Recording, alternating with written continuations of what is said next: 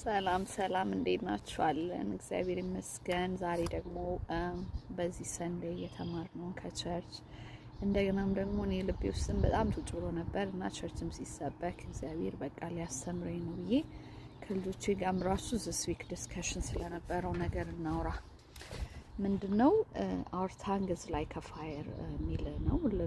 ምላሳችን እንደ እሳት ነው ሚል ሜሴጅ ጄምስ 3:5-6 ላይ ነው። አንብቡት በትርፍ ጊዜያችሁና ምንድነው ምላሳችንን እንዴት ነው ለእግዚአብሔር የዘመረበት ምላስ እንደገና መጥፎ ነገር ካፋችን እንዳይወጣ እንዴት እንከላከል የሚለው ሜሴጅ ነበርና 5 ነገሮች የተማርኩትን ሼር ላድርጋችሁ ብዬ ነው። እንዴት ብለን ነው ምላሳችን ለጥሩ ነገር የምንጠቀመው የሚለው ነገር ነው። አንደኛ ከልባችን ይጀምራል። ልባችንን ማዘጋጀት አለብን ለጥሩ ነገር እንዲሆን ማለት ነው።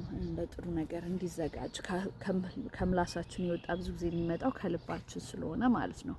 ሁለተኛው ደግሞ ለመረዳት እናዳምጥ ማለት ነው። ሁሌ አሁን ለመረዳት እናዳምጥ ማለት አንዳንድ ሰው መጡ ስለራሱ ኢሹ ስለሆነ ነገር ሲያወራልን let's not make it about ourselves እንስማ ሚል ነው። ሶስተኛው ደግሞ በጊዜውና በአቀራረቡ ላይ እናተኩር ይላል። ምንድነው ታይሚንግ እና አፕሮቹ ምንድነው የሚለውን ነገር እንየው። ከመናገራችን በፊት ምንድነው አንዳንድ ነገሮች መቆየት የሚገባቸው ነገሮች አሉ፣ መናገር የሌለብን ነገሮች ማለት ነው። say less ብዙ አለመናገር፣ ማዳመጥን የመሰለ ነገር የለም። ሁሌ አንድ ሰው ለምሳሌ የሆነ ነገር አምጥቶ ሲነግረን ከኛ ጋር ሪሌት ለማድረግ ከመሞከር ይልቅ ማዳመጥ፣ ብዙ አለመናገር። የመጨረሻው ደግሞ lead the conversation better than you found it ማለት ምንድነው እሳት ምላሳችን እንደ እሳት ነው እንዳልነው አንድ ነገር ላይ እሳቱን እንዲበዛ ለማድረግ እሳት ላይ ስንጠራ እሳቱን እንዲስፋፋ ከማድረግ ይልቅ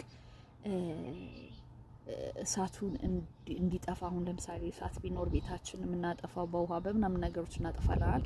እንደዛ ነው ማድረግ ያለብን አንዳንድ ነገሮች ላይ ማለት ነውና ምንድነው በልቤ በዚህ ሳምንት ሁላችንም እንጸልይና እግዚአብሔር ሆይ ምላሳችንን ይጠብቅልን። ያ የሚጀምረው ከልባችን ነው። ልባችንን እናርግ። የዘመርንበትን የጸለይብንበትን መንፈስ ለክፉ ነገር አንጠቀምበት የሚል ነገር ሜሴጅ ነው እና ፕሊዝ በዚህ ሳምንት እስቲ ሁላችንም ምንድነው ምላሳችንን የምንጠቀመው የሚለውን እናስብ ልላችሁ ነው። እና በቃ አስቡበት፣ ጸልዩበት። እግዚአብሔር ይባርካችሁ። ሰብስክራይብ አድርጉ።